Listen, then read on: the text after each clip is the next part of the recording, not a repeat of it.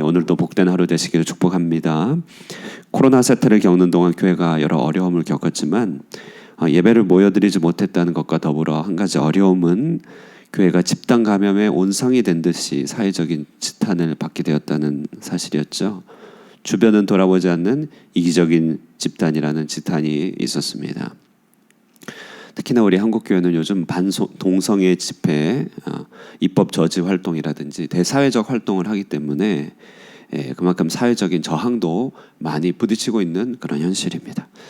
이런저런 이유로 교회는 오해를 받게 되었고 세상을 향해 나가기 더욱 어려운 형편이 되고 있습니다. 더욱 안타까운 것은 이런 여러 가지 여건으로 인하여서 기독교와 담을 쌓는 사람들의 숫자가 더 많아지고 있다. 이런 안타까움이 있습니다.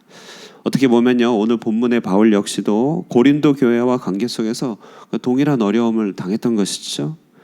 바울에게서는 사람들이 보기에 바울은 호소력 있는 언변도 없고 사도적 권위도 없어 보인 데다가 합당한 대가를 거부하는 무정한 사람이고 뜨내기 아닌가, 은사와 능력 면에 있어서 부족하고 유대교의 오랜 전통을 거부하는 이상한 사람처럼 비춰지기도 했던 것입니다.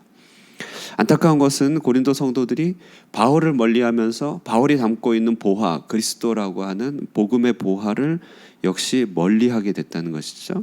그래서 하나님 나라의 막힘이 나타나게 되었다. 이런 문제들을 타개하기 위해서 바울은 어떻게 하면 좋을까요?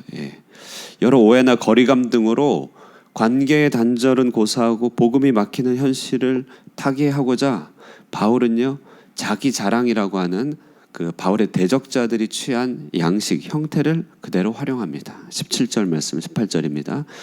내가 말하는 것은 주를 따라 하는 말이 아니요 오직 어리석은 자와 같이 기탄 없이 자랑하겠노라. 18절, 여러 사람이 육신을 따라 자랑하니 나도 자랑하겠노라.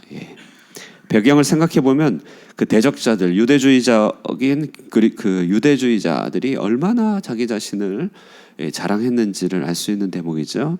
바울은 역으로 나도 자랑하겠다 이렇게 하면서 바울이 자기 자신을 자랑하는데, 제가 이름을 붙여보건대 이 자랑은요, 어리석은 자랑, 소위 바울의 바보 행전이다, 이렇게 이름을 붙일 수 있을 것 같습니다.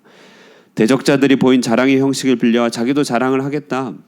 대적자들은 유대주의의 높은 장벽과 높은 기준을 가지고 고린도 교인들을 어렵게 하고 오히려 오늘 본문처럼 뺨을 치고 욕되게 하고 그런 일을 이렇게 진행하면서도 그 수모를 다 겪어내고 있는 이 고린도 교회의 바보 같은 모습을 보면서 안타까웠던 것입니다. 그래서 바울도 내가 자랑할게, 내가 너희를 얼마나 사랑하고 위하는지 내가 자랑 좀 할게, 이렇게 합니다. 그런데 그 자랑의 내용이 바울이 헐벗고 굶주린 힘겨운 내용들이에요. 그래서 바울의 바보 행전이다, 이렇게 이름을 붙일 수 있습니다.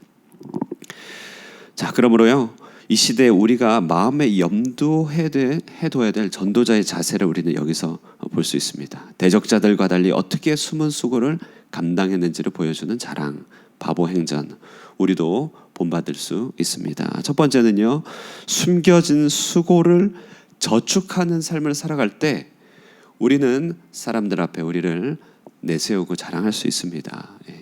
21절에요. 나는 우리가 약한 것 같이 욕되게 말하노라. 그러나 누가 무슨 일에 담대하면 어리석은 말이나마 나도 담대하리라. 바울이 얘기하는 것입니다. 나의 여러 바보 같은 수고들이 부끄러워서 말을 안 해서 그렇지 내가 말한다면 할 말 많다, 이제 이런 얘기예요. 바울은 정말 그렇습니다. 본인이 이야기를 안 해서 그렇지 사도적 정당성, 사역의 정당성을 입증할 만한 수고들, 숨겨진 수고들 많았다는 것입니다. 23절 상반절에 말합니다.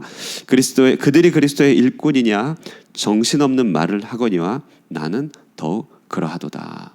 내가 얼마나 더욱더 일꾼된 삶을 살았는지 얘기한다, 이제 이런 얘기입니다. 바울에게는요, 사람들은 몰라도 하나님은 알고 계시는 그런 수고의 정립들이 참 많았습니다. 일일이 다 이야기할 것은 아닌데 그래도 사랑하는 사람들을 위하여 쌓아간 진실된 마음과 삶의 누적들이 자신을 담대하게 했고 그것을 때가 되니 얘기해 주는 것이죠. 그러니까 어느 부모의 이야기예요. 청소년기를 맞은 자녀에게 부모가 자녀를 사랑한다는 말을 전하기 쉽지 않았습니다. 부모와 어긋남이 너무 많았던 것이죠. 말해봐야 잘 받아들여지지도 않고요. 그래서 이 부모님들이요 이렇게 하기로 했습니다. 자녀들에게 어떤 특별한 일이 있거나 특이한 일이 있으면 그것이 아무리 사소하더라도 기억하여서 그 기억할 만한 그날 자녀의 이름으로 만들어진 통장에다가 5,000원, 10,000원씩 입금을 하였다고 합니다. 입금자 명예는요 그날의 추억이 될 만한 내용을 요약해서 짧게 뜻밖의 미소를 지어준 날 5,000원 이렇게 하고 등학교 등굣길 그 뒷모습을 바라보며 짠하였던 날 10,000원 이렇게 했던 것입니다. 한 해 두 해 지나가다 보니까 비용도 비용이지만 그 한 줄 한 줄 써 있는 내용이 제법 많잖아요. 그래서 어느 날 적당한 때에 적립된 금액과 함께 사연이 있는 통장을 준 것입니다. 자녀에게. 이 자녀는 부모가 나를 사랑했는가 안 했는가 의심할 필요가 없죠. 숨겨진 사랑의 누적이 있는 삶. 바울이 그것을 얘기하고 있는 것입니다. 여러분 감동이 되죠? 사실 우리도 하나님 앞에 매주 하고 있는 것입니다. 일주일 가운데 하나님 감사합니다. 감사한 내용들 잘 갈무리해 뒀다가 예배 때 주님 앞에 올려드리잖아요. 여러분 매주 1년에 52주 10년이면 520주입니다. 하나님 앞에 그렇게 하고 있는 사랑의 정립들 하나님께서 다 기억하고 계시죠. 그러나 바로 이런 일들을 우리는 영혼을 위하여 사랑하는 사람들을 위하여 또한 우리도 할 필요가 있는 것입니다. 세상을 향해 품는 것이죠. 전도 대상자들을 향하여 기도의 누적 그들을 생각하면서 쓴 기도의 리스트들을 하나하나 지워가면서 성취된 것들을 가지고 있는 그런 일종의 기록들 치부책의 반대말이죠. 기도한 기록들 그런 것도 우리가 가지고 있어야 되는 것이죠. 세상의 어려움을 동참하기 위하여 내 자신의 권리를 포기하고 일신의 즐거움을 잠시 내려놓고 절제하면서 그것을 세상에 동참하기 위해서 쌓아놓은 기억들. 우리는 이런 남모르는 수고의 어카운트, 계정이 많으면 많을수록 우리의 삶을 담대하게 하는 것이죠. 자녀를 위한 수고의 어카운트, 내 사랑하는 주변 사람들을 위한 수고의 어카운트. 내가 정말 누리고 싶은 거 한번 참고 절제함으로써 그 어카운트에 보관하고 필요한 때 사랑을 베푸는 이런 일들이 우리 가운데 쌓일 때 우리는 세상을 향하여 담대할 수 있는 것입니다. 바울이 그렇게 살았다고 하는 것이죠. 두 번째는요, 영원한 가치를 위해 달려가는 삶입니다. 첫 번째 대지는 우리 내면의 자랑이란다면 둘째 대는 실제적인 헌신의 내용입니다. 23절부터 29절 말씀은 한번 보실까요? 23절부터 29절 다 읽을 수는 없겠지만요. 한번 눈으로 한번 보실까요? 갇히고 매도 맞고 죽을 뻔했고 태형을 맞고 파선하고 강의 위협 26절에 동족의 위협 이방인의 위협 27절에 수고하고 애쓰고 자지 못하고 줄이고 목마르고 굶고 춥고 헐벗었다. 얼마나 관점에 따라서 너무나 서러운 내용 아닙니까? 얼마나 서러운 내용입니까? 저는요 사역의 매너리즘이나 어떤 부침이 있을 때마다 오늘의 본문을 항상 기억합니다. 내가 무엇을 하고 있다고 하는 것이지 바울의 수고와 저의 수고를 계산해 보면 계산조차가 안 됩니다. 상상도 하지 못할 엄청난 바울의 수고들 앞에서 머리가 숙여지고 도대체 이상합니다. 어떻게 이렇게 살 수 있었을지 생각해 보게 됩니다. 서서평이라고 들어보셨습니까? 여자 선교사인데요. 호남 지방 광주에서 사역했던 간호사입니다. 우리말로 서서평이라고 부르는데 독신 선교사님인데요. 30을 넘어서 우리나라에 왔습니다. 늦게 오셨죠? 당시로서는 비교적 늦은 나이에 우리나라에 입국한 이분이 광주에서 보낸 삶은 입을 다물지 못해요. 우리는 기억하지 못해도 광주의 사람들이 기억하는 것 같습니다. 당시 한국 사람들과 똑같은 식사를 함께 나누고 선교비 후원으로요. 그 얼마나 모자라겠어요. 그러나 그것을 모으고 모아 구제하기 위해 사람들에게 흘려보냈고 그 가운데서도 나병 환자 아이들을 입양하여 거두면서 큰 어머니 역할을 하였습니다. 광주의 어머니라 불렸었어요. 지금은 민주화 운동이라는 너무나 큰 산이 있어서 이런 수고들이 다 가려졌지만 대단한 헌신이 있었던 사람입니다.